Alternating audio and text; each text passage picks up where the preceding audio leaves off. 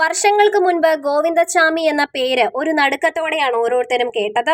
Railway ട്രാക്കിൽ ഒരു പെൺകുട്ടിക്ക് വളരെ മോശമായ അനുഭവം ഉണ്ടാവുകയും അതിനെ തുടർന്ന് ആ പെൺകുട്ടി മരണപ്പെടുകയും ചെയ്തതിനെ തുടർന്നായിരുന്നു ഒറ്റക്കയ്യനായ ഗോവിന്ദച്ചാമിയെ കുറിച്ച് ആളുകൾ അറിയുന്നത്. വർഷങ്ങൾക്കിപ്പുറം അയാൾ ജയിലിൽ ചാടിയപ്പോൾ, പ്രത്യേക ഡയറ്റ് അടക്കമെടുത്ത് ജയിലിൽ ചാടിയപ്പോൾ അയാൾ തിരികെ വരണമെന്ന് ഏറ്റവും കൂടുതൽ പ്രാർത്ഥിച്ചത് കേരളത്തിലെ ഓരോ പെൺകുട്ടികളുടെയും അമ്മമാരായിരിക്കും. കാരണം അത്രയ്ക്ക് നരാധമനാണ് അയാൾ. ഒരു പെൺകുട്ടിയെ മുൻപിൽ കണ്ടാൽ അയാൾക്ക് അടക്കി നിർത്താൻ കഴിയാത്ത അത്രയും ആവേശമാണ്. ലഹരിയും പെണ്ണുമായിരുന്നു ഗോവിന്ദച്ചാമിയുടെ ഏറ്റവും വലിയ ആവേശം എന്ന് പറയുന്നത്. ഒരു തരത്തിലും അദ്ദേഹത്തിനത് മറക്കാൻ പറ്റില്ലെന്ന് പറയുന്നതാണ് സത്യം.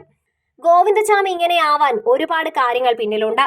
അയാളുടെ അച്ഛനായിരുന്നു അതിൽ ഏറ്റവും പ്രധാനിയായ മനുഷ്യൻ. അച്ഛൻ ഒരു സൈനികനായിരുന്നുവെങ്കിലും അച്ഛൻ നൽകിയത് ഒരു ടോക്സിക് ജീവിതമായിരുന്നു.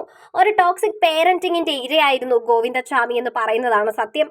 അച്ഛനാവട്ടെ അമ്മയും ഗോവിന്ദച്ചാമിയും ജ്യേഷ്ഠനെയും ഒക്കെ നിരന്തരമായി ഉപദ്രവിക്കുമായിരുന്നു.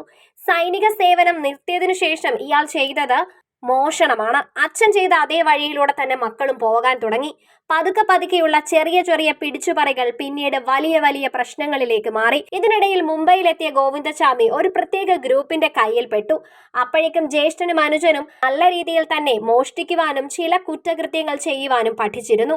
പെണ്ണുങ്ങളോട് മാത്രമല്ല പുരുഷന്മാരോടും ഒരു പ്രത്യേക ആസക്തി ഉണ്ടായിരുന്നു ഗോവിന്ദച്ചാമിക്കെന്നാണ് പറയുന്നത്.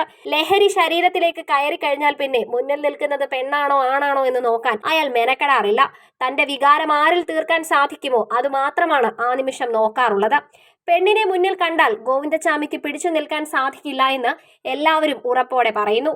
അവസാനം അയാൾ വലിയൊരു ഡയറ്റ് തന്നെ എടുത്തു ജയിലിൽ നിന്നും ചാടുവാൻ. ചപ്പാത്തി മാത്രം കഴിച്ച് ശരീരത്തെ സജ്ജമാക്കി. അവസാനം ജയിലിൽ ചാടിയപ്പോൾ രാഷ്ട്രീയത്തോടെ മാധ്യമപ്രവർത്തകരെ നോക്കുന്ന നോട്ടം, അതിലിപ്പോഴും തീക്ഷ്ണതയുണ്ട്. അയാൾക്ക് ഒരു കുറ്റബോധവും സംഭവിച്ചിട്ടില്ല എന്നും ഈ നാടിന് അയാളെ പോലെയുള്ളവർ ഒരു വലിയ പേടി സ്വപ്നമാണ് എന്നുമുള്ള ഒരു നോട്ടം.